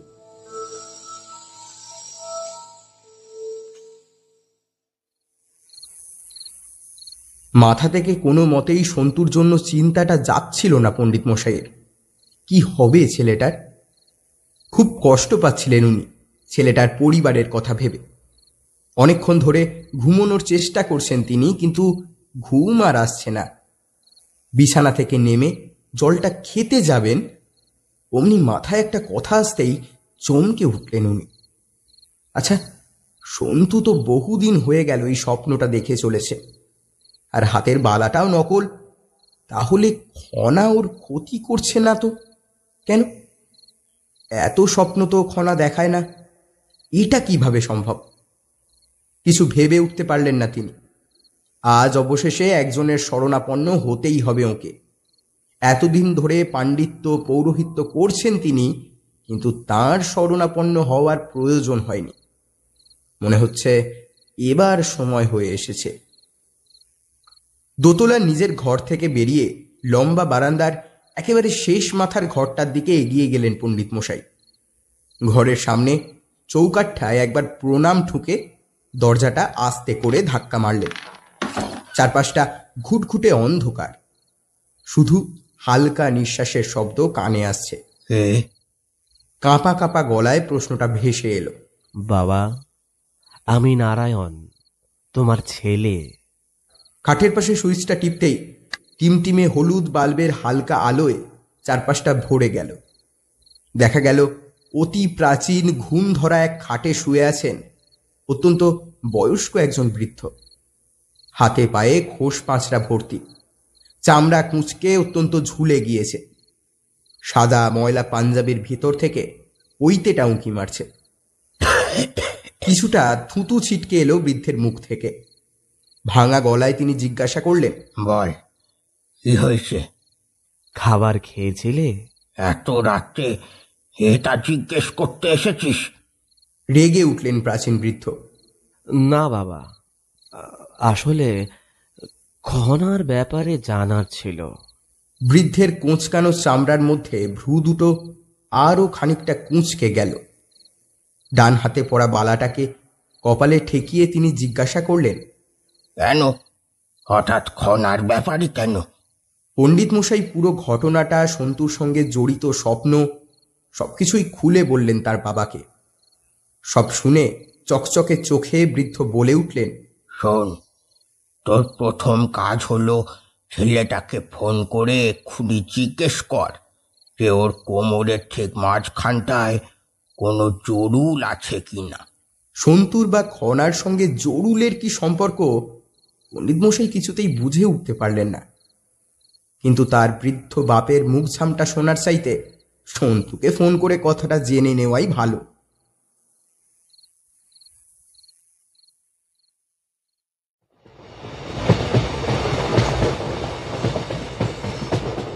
সন্তু কখনো ট্রেনে উঠলে দরজার ধারটাই বেশি পছন্দ করে। চলন্ত ট্রেনের দরজায় দাঁড়ালে হাওয়ার যে ঝাপটাটা মুখে এসে লাগে, সেটার অনুভূতিটাই আলাদা। পুরুলিয়া জংশন থেকে ট্রেনে উঠেছে সন্তু। টাটানগর জংশনটা সবে ক্রস করেছে ট্রেনটা। এমন সময় হঠাৎ আকাশ কালো হয়ে এলো। ওদিকে যাওয়ার লাস্ট ট্রেন এটাই। হাওড়া পৌঁছতে এখনো বহু দেরি। ট্রেনের কামরায় আর কোনো লোক নেই। রাতের ট্রেন এমনিতেই ফাঁকা হয়, সেটাও জানে, কিন্তু তা বলে এতটা, তা আবার এক্সপ্রেস ট্রেন, এটা তো জানা ছিল না। ট্রেন এরপর সোজা দাঁড়াবে খড়গপুর জংশন। কোনো রকম স্পিড না কমিয়ে এক স্পিডেই ছুটছে ট্রেনটা। ঘাটশিলাতে যাবার পথে ট্রেন ছুটছে যখন, ঘাটশিলা ক্রস করার সময় শঙ্খ ঘোষের কবিতার এই লাইনটা মনে পড়ে গেল ওর। এমন সময় আচমকাই লাইটটা অফ হয়ে গেল। কেন জানি না এইবারে সন্তুর গাটা খানিকটা ছমছম করে উঠল। এত রাতে ট্রেন, তাই ফাঁকা, কোনো মানুষ নেই। বাইরে কালবৈশাখী, ভেতরে কারেন্ট অফ। এই অবস্থায় অন্তত কোনো সুস্থ মানুষ ঠিক থাকতে পারে না। সন্তু কোনো সিটে না বসে দরজার পাশে বসে পড়ল, যাতে অন্তত বাইরের বিদ্যুতের আলোয় কিছুটা দেখা যেতে পারে। ভয়ে ভয়ে বসে থেকে ওর দু চোখের পাতা ক্রমশ ভারী হয়ে আসছে। এমন সময় হঠাৎ করে ওর ডান হাতের বাইসেপসটার কাছে ঠান্ডা একটা স্পর্শ অনুভব করল। হাফ হাতা জামা পরায় ঠান্ডার রেশটা একটু বেশিই লাগলো ওর, যেন বরফের সঙ্গে ঘষা লেগেছে। কিন্তু ডান দিকে ঘুরে সে কাউকে দেখতে পেল না। অগত্যা দুরু দুরু বুকে সে বসে রইল। আবার দু চোখের পাতা ভারী হয়ে আসছে, ঘুম নামছে দু চোখ জুড়ে। এবার একটা ফিসফিসে শব্দ ওর কানে এসে বিঁধল। কিরে শান্ত, ভালা কই? আর বসে থাকতে পারলো না। এই আওয়াজে ঘুমটা উড়ে গেছে এক ঝটকায়। অন্ধকার কামরাময় ছোটাছুটি করতে শুরু করলো সে। আবার ধীরে ধীরে একটা কথা ভেসে এলো কামরার অন্য প্রান্ত থেকে। কিরে শান্ত, ভালা কই? সন্তুর মুখটা যেন রক্তশূন্য। ভয়ে একটা বাথরুমের দরজা দেখতে পেয়ে ছুটলো সেইটার দিকে, কিন্তু ছিটকিনিটা শত চেষ্টা করেও খুলতে পারল না। বেসিনের সামনে দাঁড়িয়ে পড়ল। বেসিনের ঠিক উপরে কাঁচের আয়নাটায় একটা প্রতিচ্ছবি দেখতেই সে পিছন ঘুরে দাঁড়ালো। কিন্তু এরপর যা দেখলো তাতে মনে হলো সমগ্র পৃথিবীটা যেন দুলে উঠল। দেখলো একটা সাদা শাড়ি পরা, কঙ্কালসার হাত পা বিশিষ্ট এক নারী ওর থেকে হাত দশেক দূরে দাঁড়িয়ে আছে। তার চোখ মুখ বিভৎস, কোমরের নিচ থেকে রক্তে ভেসে যাচ্ছে শাড়িটা। এবারে সেই মহিলা ধেয়ে এলো সন্তুর দিকে। কিরে শান্ত, ভালা কই? কিরে শান্ত, ভালা কই?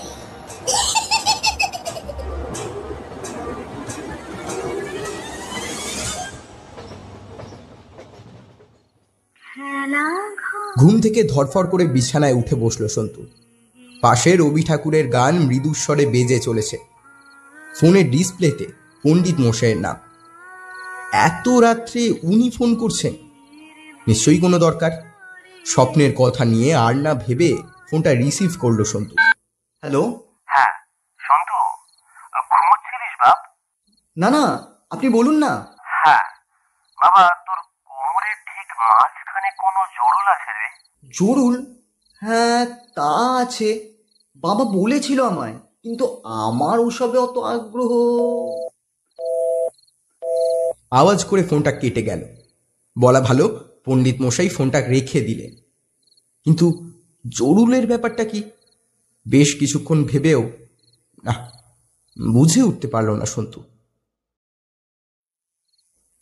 হ্যাঁ বাবা, ছেলেটার সঙ্গে কথা বললাম।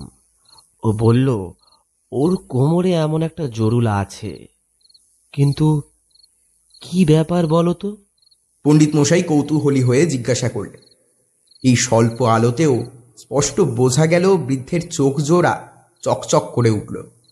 উনি দুটো হাত নমস্কারের ভঙ্গিতে কপালে ঠেকিয়ে বললেন, জয় মা চণ্ডী, জয় মা। আমি জানতাম সে আসবে। বৃদ্ধের মুখে খুশির ঝিলিক দেখা যাচ্ছে। কি জানতে বাবা? কে আসবে? ওদের নারায়ণ। এবার বোধহয় আমাদের গ্রামের অভিশাপ মুক্ত হওয়ার পালা এলো। কিন্তু কিভাবে বাবা, কিভাবে? বৃদ্ধ বলতে লাগলেন তার ভাঙা গলায়। শোন, খনাকে পুরোপুরি শেষ করার একটাই উপায়। যখন মঙ্গল পণ্ডিতের বংশধর খনার সামনে তার অভিশাপ তুলে নেবে, তবে সব বংশধর এটা পারবে না। মঙ্গল পণ্ডিতের বংশধরদের মধ্যে যার কোমরের মাঝখানে জরুল থাকবে, একমাত্র তার দ্বারাই সম্ভব। কিন্তু বাবা, খনা যে মারা গিয়েছিল, তাহলে কিভাবে তার বংশ? হঠাৎ করেই পণ্ডিত মশাইয়ের মাথায় কিছু একটা ঝিলিক দিয়ে উঠতে তিনি বলে উঠলেন, আচ্ছা, সেই সময় তো মঙ্গল পণ্ডিতের স্ত্রী আর এক পুত্র সন্তানের জন্ম দিয়েছিলেন। তার মানে আমাদের সন্তুই। কথাটা বলে আগ্রহ ভরে বৃদ্ধের দিকে চাইলেন পণ্ডিত মশাই। হ্যাঁ রে নারায়ণ, ওই আমাদের গ্রামের রক্ষক। অতঃপর মা চণ্ডীকে স্মরণ করে নতুন ভোরের আশায় বুক বাঁধলে বটপুরীর দুজন মানুষ।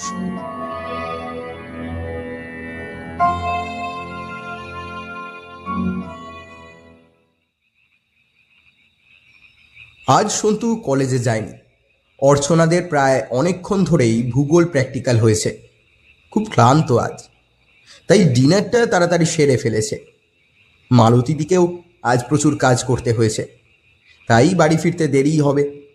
বিছানায় শুতে না শুতেই ঘুম চলে এসেছিল অর্চনার, কিন্তু হঠাৎ করে রাত একটু বাড়লেই ওর দুটো চোখ আপনাতে কি খুলে গেল। আস্তে আস্তে উঠে বসলো সে, কিন্তু কোনোটাই নিজের ইচ্ছায় নয়, যেন কেউ ওকে নিয়ন্ত্রণ করছিল। সে যেমনটা বলছে অর্চনা তেমনটাই করছে। ওর তো কখনো ঘুমে হাঁটার স্বভাব ছিল না। মালতীদি তখনও কাজ করে চলেছে, গুনগুন করে গান গাইতে গাইতে বাসনগুলো মেজে রান্নাঘরের র্যাকে তুলে রাখছিল সে। হঠাৎ করেই খুব জোরে কাঠের কিছু মেঝেতে পড়ে যাওয়ার আওয়াজ শোনা গেল। সঙ্গে সঙ্গে সে ছুটে গেল দেখতে কি হয়েছে, কিন্তু সে দেখতে পেল ওপরের ঘর থেকে নাইট ড্রেস পরে খুব ধীরে অর্চনা সিঁড়ি দিয়ে নিচে নেমে আসছে, হাত দুটো সামনের দিকে, যেন হাওয়ায় ভাসছে। মালতীদির একটা ডাকেও সাড়া দিচ্ছে না। মালতীদি দেখতে পাচ্ছে ওর চলার পথে কোনো বস্তু এলে ওটার পাশ কাটিয়ে না গিয়ে ওটাকে পা দিয়ে ফেলতে ফেলতে যাচ্ছে অর্চনা। কোনো কথাই যেন ওর কানে যাচ্ছে না। এরপর একটু বিস্ময়ের সঙ্গেই মালতীদি একটু কাছ থেকে ওকে ডাকতে যেতেই দেখতে পেল অর্চনার চোখ দুটো সম্পূর্ণ সাদা, মণিবিহীন। ভয়ের চোটে কয়েক পা পিছিয়ে আসে মালতীদি, দেয়ালের সঙ্গে পিঠ ঠেকিয়ে কাঁপতে থাকে, কিন্তু সেদিকে ভ্রুক্ষেপ না দিয়ে অর্চনা ধীরে ধীরে দরজা দিয়ে বেরিয়ে যায়।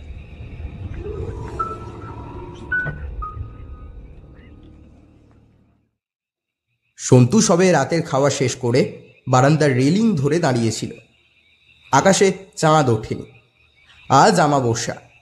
অবশ্য চাঁদ থাকলেও ঢাকা পড়ে যেত। যা মেঘ করেছে, ঝড় উঠবে হয়তো। ও কিছুতেই ভেবে উঠতে পারছে না গতকাল অত রাতে ওর কোমরের জরুলের বিষয়টা নিয়েই বা কেন জানতে চাইলেন পণ্ডিত মশাই। নিশ্চয়ই কিছু ব্যাপার আছে, নইলে এমনি এমনি তো আর হতে পারে না। হঠাৎ চিন্তার জাল ছিন্ন করে রবীন্দ্রসঙ্গীতের সুরেলা স্বর ভেসে এলো ঘর থেকে। ফোন বাজছে। ঘরে গিয়ে সন্তু দেখতে পায় পণ্ডিত মশাইয়ের ফোন। একটু থমকে কলটা রিসিভ করলো সন্তু। হ্যাঁ বলুন পণ্ডিত মশাই। ঘনাকে নিজের জীবন থেকে, বটপুরি থেকে চিরতরে তাড়াতে চাস? হ্যাঁ হ্যাঁ অবশ্যই চাই, কিন্তু তাহলে কোনো কথা নয়, সোজা আমার বাড়িতে চলে আয়। বলেই ফোনটা রেখে দিলেন ইনি। আকাশটা কালো হয়ে এসেছে। রাস্তার উপর ছিটিয়ে থাকা পাতাগুলো ধুলোর সঙ্গে পাক খেয়ে উঠল। এত রাতে পণ্ডিত মশাই হঠাৎ ডাকলেন কেন? যতই হোক পণ্ডিত মশাইয়ের কথা অমান্য করা যায় না। রাস্তার মোড়ে দুটো লোককে নামাচ্ছিল একটা অটো। 10 টাকা বেশি বলতে এই অটোটা ঠিক জায়গায় সন্তুকে নামিয়ে দিল।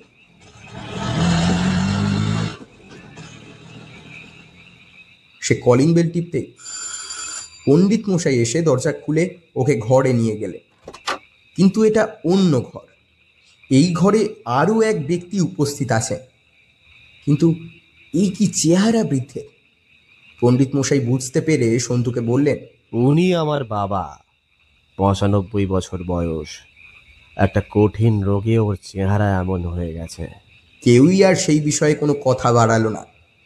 হঠাৎ পণ্ডিত মশাই খুব গম্ভীর হয়ে বলতে শুরু করলেন, শোন বাপ, আমরা মঙ্গল পণ্ডিতের বংশধরকে খুঁজে পেয়েছি। এইবার শুধু চিরতরে খনাকে তাড়ানোর জন্য তার সম্মতিটুকু দরকার। তাহলে দেরি বা করছেন কেন? কে সে? তুই। কি? তুই। পণ্ডিত মশাইয়ের স্পষ্ট জবাব। এটা কি বললেন পণ্ডিত মশাই? এতটা হতভম্ব সন্তু কোনো দিন হয়নি। শেষে কিনা সমগ্র বটপুরি গ্রামকে ও রক্ষা করবে? সন্তু! ওর এই অবাক ভাব দেখে পণ্ডিত মশাই নিজেই বলে উঠলেন, অবাক হোস না বাপ, তুই আমাদের রক্ষাকর্তা। মঙ্গল পণ্ডিতের যে বংশধর কোমরের ঠিক মাঝখানটায় জরুল নিয়ে জন্মাবে, একমাত্র সেই পারবে খনার সামনে দাঁড়িয়ে খনার থেকে অভিশাপ তুলে নিতে। সন্তুর মুখের হাঁটা এবার আগের থেকেও কিছুটা বড় হলো। ও মঙ্গল পণ্ডিতের বংশধর? না না, সে কিভাবে হয়? পণ্ডিত মশাই বলে চললেন, খনার মৃত্যুর পরই খনার মা এক পুত্র সন্তান প্রসব করেছিলেন। তুই তারই বংশধর। তার প্রমাণ কি পণ্ডিত মশাই? মনের সাহস সব এক জায়গায় এনে প্রশ্ন করল সন্তু।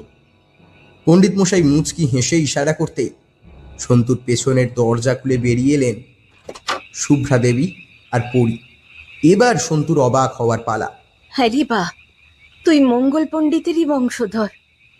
হ্যাঁ রে, তোর বাপ মরার আগে আমারে বলে গেছিলেন সব। আমি ভেবেছিলুম তোকে সময় করে জানাবো, কিন্তু তা এখনো পারিনি রে। তবে পণ্ডিত মশাই কাল আমায় যখন খবর পাঠালেন সব কিছুর, শোনা মাত্রই চলে এলুম বাপ। সন্তুর মা ছেলের মাথায় হাত রেখে কথাগুলো বলে উঠলেন। ওরই ছোট্ট মেয়ে, তার বোঝার বয়স নয়, তাই ও মায়ের হাতটা শক্ত করে ধরে চুপ করে দাঁড়িয়েছিল।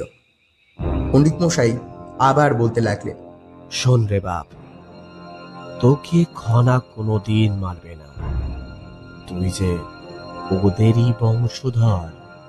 আমি জানি খনা এতবার স্বপ্ন টপ্ন দেখায় না, একদম মেরে ফেলে দেয়, কিন্তু তুই বালা খোলার এতদিন পরেও তোকে মারছে না, শুধুই স্বপ্ন দেখিয়ে যাচ্ছে। এটা ভেবেই আমার সন্দেহটা হলো। তারপরে বুঝলাম তুই ওরই বংশের ছেলে, তাই স্বপ্ন দেখানো ছাড়া সে বেশি কিছুই করতে পারছে না। সন্তুর আত্মবিশ্বাস খনার কাছে সব ফিকে হয়ে যাচ্ছে আস্তে আস্তে। ওর বিস্ময় ভাব কাটছে না কিছুতেই। শেষে কিনা ও বাঁচাবে সকলকে। সাহসে ভর করে শেষটায় বলে উঠল সন্তু, তবে বলুন না পণ্ডিত মশাই, ঠিক কি কি করতে হবে? আমি আমার প্রাণ দিয়েও আমার গ্রামকে রক্ষা করব। এরপর আর কারোরই ওই বালার শরণাপন্ন হতে হবে না। শেষ কথাটা বলার সঙ্গে সঙ্গেই বিদ্যুতের আলোর ঝলসানিতে বাইরেটা আলোকিত হয়ে উঠল।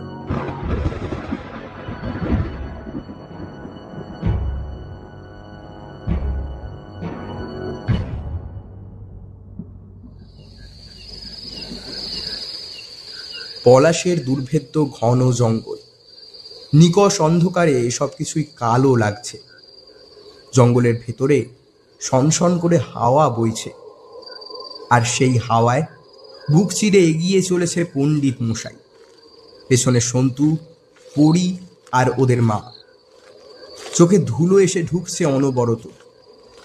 অন্ধকারে কিছুই ঠিকঠাক ঠাউর করা যাচ্ছে না। টাউনের শেষ মাথায় জঙ্গলটা শুরু হয়েছে, আর সেই জঙ্গলের শেষ মাথায় বহু প্রাচীন সেই মা চণ্ডীর মন্দির। দেওয়ালের ফাটল ফুঁড়ে গাছের শিকড় পর্যন্ত মাথা চারা দিয়ে উঠেছে। দুরু দুরু বুকে তারা সকলে এগিয়ে এলেন সেইখানে। প্রথমেই সেই মন্দিরে ঢুকে অগ্নিকুণ্ডে আগুন জ্বালালেন পণ্ডিত মশাই। বাড়িতে থাকাকালীন পণ্ডিত মশাইয়ের বৃদ্ধ বাবার কথা অনুযায়ী এই সব আয়োজন। তিনি বলেছিলেন, আজ এই আমাবস্যার রাতে খনাকে অগ্নিকুণ্ডের সামনে ডাকতে হবে। খনা তার উপস্থিতি জানান দিলে ওর সামনে অবতীর্ণ হতে হবে সন্তুকে। সন্তর্পণ খুব সন্তর্পণে অগ্নিকুণ্ডের সামনে এসে বসল। ওর মা আর বোন একটু দূরে দাঁড়িয়ে রয়েছেন। বিড়বিড় করে মন্ত্রপাঠ শুরু করলেন পণ্ডিত মশাই। তার মন্ত্রের জোরে তীব্র হাওয়ার সঙ্গে বাজ পড়ার তীব্রতা আরো বাড়তে লাগল, যেন প্রলয় ঘটছে পৃথিবীতে। মনে হলো এই যেন মন্দিরের ইঁটগুলো খসে পড়বে। কিছুক্ষণের মধ্যেই একে একে জঙ্গলের গাছের সার সরসরিয়ে উঠল। তবু একাগ্র চিত্তে মন্ত্রোচ্চারণ করে চলেছেন পণ্ডিত মশাই। বাকিরা অজানা এক ভয়ে সন্ত্রস্ত। এমন চলাকালীন হঠাৎ চারপাশটা এক মিষ্টি চন্দনের সুবাসে ভরে উঠল, অর্থাৎ যা আশেপাশে খনার উপস্থিতির চিহ্ন। কিন্তু এই গন্ধটা, আরে এই গন্ধটা তো সন্তুর খুব চেনা।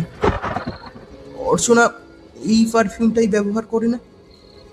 পণ্ডিত মশাই এইবার চোখ খুলে অগ্নিকুণ্ডে কিছু একটা ছুঁড়ে মারতেই আগুনের লেলিহান শিখা যেন মন্দিরের ছাদ স্পর্শ করল। আর ঠিক তখনই প্রচণ্ড চিৎকার জুড়ে একটা মেয়ে, তার চুলগুলো সব মুখের সামনে, মাথাটা নিচের দিকে ঝোঁকানো, মন্দিরের বাইরে দাঁড়িয়ে ফ্যাঁস ফ্যাঁসে কণ্ঠে পণ্ডিত মশাইকে বলে উঠল, কিরে পণ্ডিত, কি হয়েছে? আমাকে ডাকছিস কেন? মেয়েটার মুখের সামনে থেকে চুলগুলো সরে যেতেই সন্তু খুব চেনা মুখ দেখতে পেল। কিন্তু চোখ দুটো সম্পূর্ণ সাদা, মণিবিহীন। এই দৃশ্যে সন্তুর দু চোখ ফেটে জল বেরিয়ে আসতে চাইল যেন। অর্চনা! চিৎকার করে ওর দিকে এক পা এগোতে গেল সন্তু, কিন্তু ওর হাতটা টেনে রুখে দিলেন পণ্ডিত মশাই। পণ্ডিত মশাই, ওই আমার প্রেমিকা অর্চনা। এই শুনে পণ্ডিত মশাই গর্জে উঠলেন, যেন আকস্মিক বাজ পড়ল খুব কাছে। ও অর্চনা নয়, এই হলো খনা। খনাই এতদিন অর্চনার শরীরে বাসা বেঁধেছিল, যাতে তোকে বুঝিয়ে সুঝিয়ে সে তোর হাত থেকে বালাটা খুলিয়ে ফেলতে পারে। আর তারপর সে সেটা ফেলেও দিয়েছে, কিন্তু তুই বুঝিসনি। এতক্ষণে সন্তুর কাছে পুরো ব্যাপারটা স্পষ্ট হলো। বালার হারিয়ে যাওয়া, ঠাকুর দেবতায় অবিশ্বাস, চন্দনের গন্ধ, সবটাই যেন দুয়ে দুয়ে চার হয়ে গেল ওর সামনে। কিন্তু তবু ডুকরে কেঁদে উঠল সন্তু। আর ঠিক সেই মুহূর্তেই যেন উল্লাসে ফেটে পড়ল অর্চনা, ওরফে খনা। হাই সন্তু, আয় আয় আমার কাছে আয়, তুই নাকি আমাকে মারবি?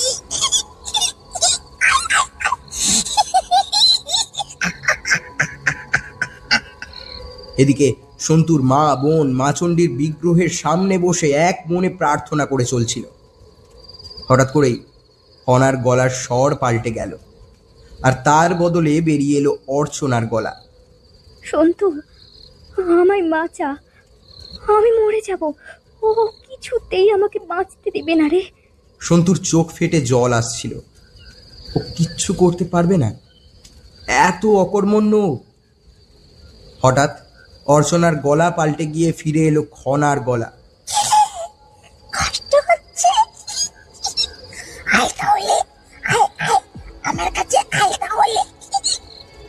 পণ্ডিত মশাই কিছু একটা বলতে যাচ্ছিলেন, কিন্তু ওকে বলতে না দিয়ে চিৎকার করে কেঁদে উঠে সন্তু বলে উঠল, তুই এক্ষুনি অর্চনার শরীর ছেড়ে দে, নইলে কিন্তু আমি। নইলে কিন্তু কি? কি অভিশাপ তুলে নেবে? তুই আমাদের বংশের সন্তান, তোর উচিত আমার পাশে থাকালে আমার, তা না তুই ভণ্ড পণ্ডিত তার পাশে আছিস। বাবাই হাসতে হাসতে বলে উঠল খনা। সন্তু বলল, কেন কেন তোমার সঙ্গে থাকবো? বটপুরীর লোকেদের বাঁচতে দিচ্ছিলে তুমি, মেরে মেরে তো শ্মশান করে দিচ্ছিলে গ্রামটাকে। সন্তুর ভেতরের যন্ত্রণাগুলো যেন মুক্তি পেতে চাইছিল।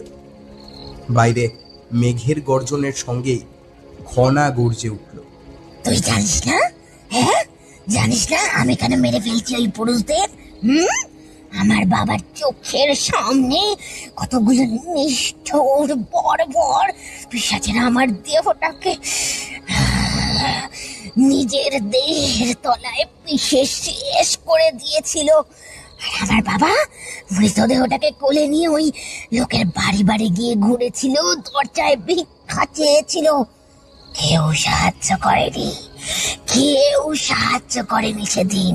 তাই এই গ্রামবাসীদের বাঁচার কোনো অধিকার নেই।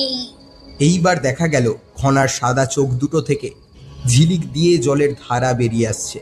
ও আবার বলে চলল, এখনো সময় আছে সন্তু, আমার সঙ্গে থেকে আমার মৃত্যুর বদলা নেই। ওদের মৃত্যু ছাড়া আমার আর কিছুই দেওয়া যায় না, কিছুই না। সময় আছে,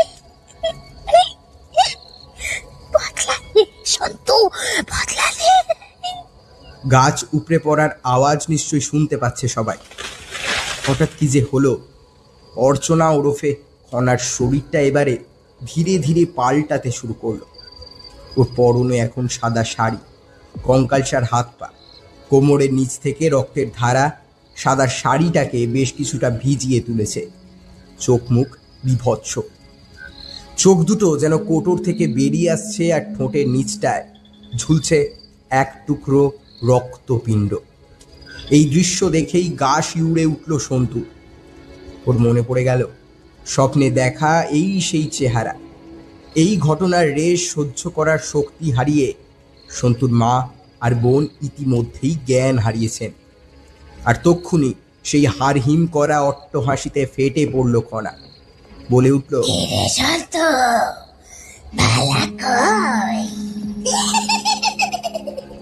আর তারপর ক্রুদ্ধস্বরে বারবার খনা একটা কথাই বলতে লাগলো, এখন আমি এখন এই মুহূর্তে আমি শেষ করব তোর এই পণ্ডিতকে।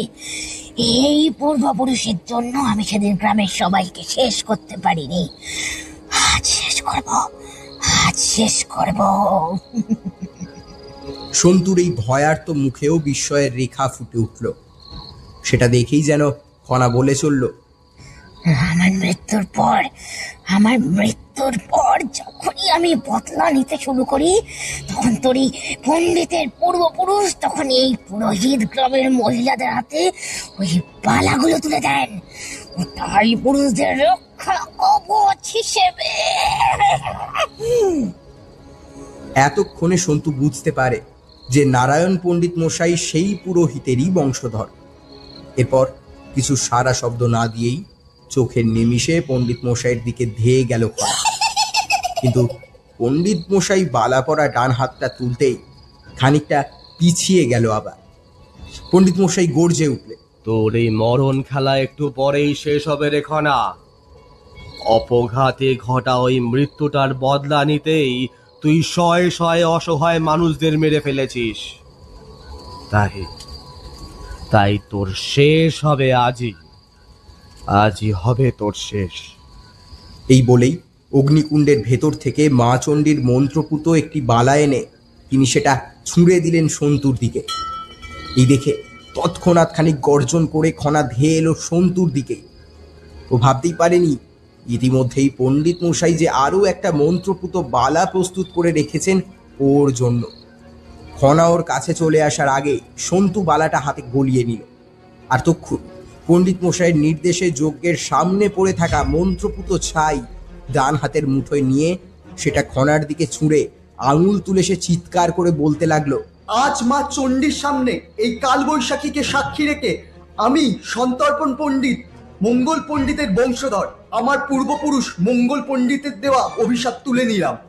আজ থেকে তুই আর বটপুরীর কোনো মানুষের ক্ষতি করতে পারবি না, বটপুরীর ভেতরেও না, বাইরেও না। আর তোর থেকে বাঁচার জন্য আর কাউকেই এই পালার শরণাপন্ন হতে হবে না। সন্তু কথাটা শেষ করা মাত্রই কঙ্কালসার হাত দুটো দিয়ে নিজেরই মাথা চেপে ধরল খনা। প্রচণ্ড চিৎকারে কেঁপে উঠল আকাশ বাতাস।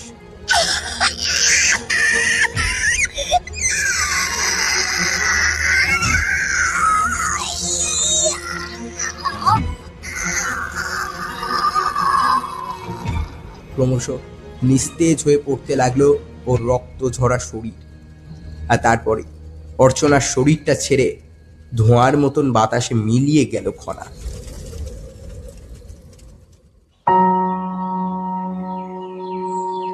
অর্চনা এখন শুয়ে আছে পণ্ডিত মশাইয়ের ঘরের চৌকির উপর। পরিবেশটা বড়ই শান্ত। গত রাতেই মা চণ্ডীর পা ছুঁয়ে আশীর্বাদ নিয়ে সকলে ফিরে এসেছে পণ্ডিত মশাইয়ের বাড়ি। ভোর হব হব করছে। সবে দু একটা পাখি বাসা ছেড়ে নতুন উদ্যমে ডাকছে। বহুদিন বাদে নতুন এক অভিশাপ মুক্ত ভোরের সূচনা হলো আজ। অর্চনা ধীরে ধীরে চোখ খুলে দেখতে পায় ওকে ঘিরে রেখেছে সন্তু আর কয়েকজন। ও চিনতে পারছে না কাউকেই। ও বুঝে উঠতে পারছে না ও কোথায় আছে। বিছানায় উঠে বসতেই অর্চনা সন্তুকে দেখল। জিজ্ঞেস করলো, সন্তর্পণ, আমি কোথায় রে? এটা আমাদের পণ্ডিত মশাইয়ের বাড়ি, আর এটা আমার মা, আর এটা বোন, আর ইনি পণ্ডিত মশাই। বলে সকলের সঙ্গে পরিচয় করালো সন্তু। আর কিছুক্ষণ পর অর্চনার কাছে সমস্ত ঘটনাটা সে বর্ণনা করলো। কথাগুলো শুনে একরাশ ভয়ে সন্তুকে জড়িয়ে ধরল অর্চনা। লোকলজ্জার পরোয়া পর্যন্ত করলো না। আর তারপরে হঠাৎই দুহাত তুলে অর্চনা বার দুয়েক ঠাকুর প্রণাম করল। এই দৃশ্যে সন্তু একটু অবাক হলোই। সে বলে উঠল, কিরে, তুই নাকি ঠাকুর দেবতা ভূত প্রেত কিছুতেই বিশ্বাস করতিস না? সঙ্গে সঙ্গে অর্চনাও ব্যঙ্গ করে উঠল, তুই তো খুব করতিস, তাই না? তক্ষুনি মৃদু অথচ শান্তিপূর্ণ হাসির রোল খেলে গেল সারা ঘরে। পুরুলিয়ার এই অজপাড়া গাঁও যেন বুঝল বটপুরীর নির্ভেজাল আকাশে মা চণ্ডীর আশীর্বাদে আজ এক নতুন সূর্য উঠেছে। আর কোনো ঝঞ্ঝা তার কিরণ আড়াল করতে পারবে না কোনো দিন।